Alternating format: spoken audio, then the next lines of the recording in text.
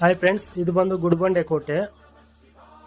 ಈ ಕೋಟೆಯಲ್ಲಿ ಕಲ್ಲಿನಲ್ಲಿ ಮಾಡಿರುವಂಥ ಈ ಥರ ಆರ್ಚ್ಗಳು 4 ಇದ್ದಾವೆ. ಇವು ಬಂದು ಕೋಟೆ ಗೇಟ್ಗಳು. ಈ ಥರ ಗೇಟ್ಗಳು 5 ಇದ್ದಾವೆ. ಈ 5 ಗೇಟ್ಗಳು ಒಂದೇ ಥರ ಕಟ್ಟಿದ್ದಾರೆ.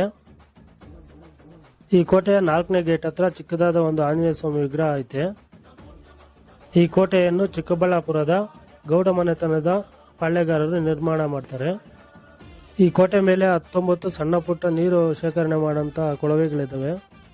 ಇಲ್ಲಿರುವಂಥ 19 ಕೊಳವೆಗಳಿಗೂ ಒಂದಕ್ಕೊಂದು ಲಿಂಕ್ ಆಗ್ತಾವಂತೆ.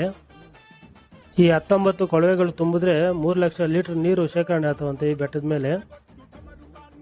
ಈ ಕೋಟೆಯನ್ನು ಇಲ್ಲೇ ಕಟ್ಟ ಕಾರಣ ಏನು ಅಂದರೆ, ಅವಳಿ ಬೈರೇಗೌಡ ತಮ್ಮ ಮಗನ ಜೊತೆ ಒಂದಿನ ಬೇಟೆಗೆ ಅಂತ ಈ ಬೆಟ್ಟದ ಮೇಲೆ ಬರ್ತಾನೆ.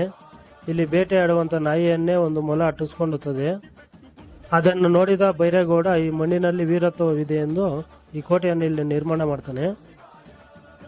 ಬೈರೇಗೌಡರ ಮರಿ ಮೊಮ್ಮಗನಾದ ದೊಡ್ಡ ಜೋಗಿ ಗೌಡ ಅವರ ಹೆಂಡತಿ ವೆಂಕಟಂಬ ಎಂಬ ಧೀರ ಮಹಿಳೆ 15 ವರ್ಷಗಳ ಕಾಲ ಈ ಕೋಟೆಯನ್ನು ಆಳ್ವಿಕೆ ಮಾಡ್ತಾಳೆ.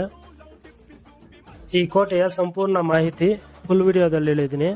ಆ ಫುಲ್ ವಿಡಿಯೋ ಲಿಂಕು ಈ ವಿಡಿಯೋ ಕೆಳಗಡೆ ಕೊಡ್ತೀನಿ. ಯಾರಾದರೂ ನೋಡಿಲ್ಲ ಅಂದರೆ ಒಂದ್ಸಲ ನೋಡಿ, ತುಂಬ ಚೆನ್ನಾಗಿದೆ ವಿಡಿಯೋ.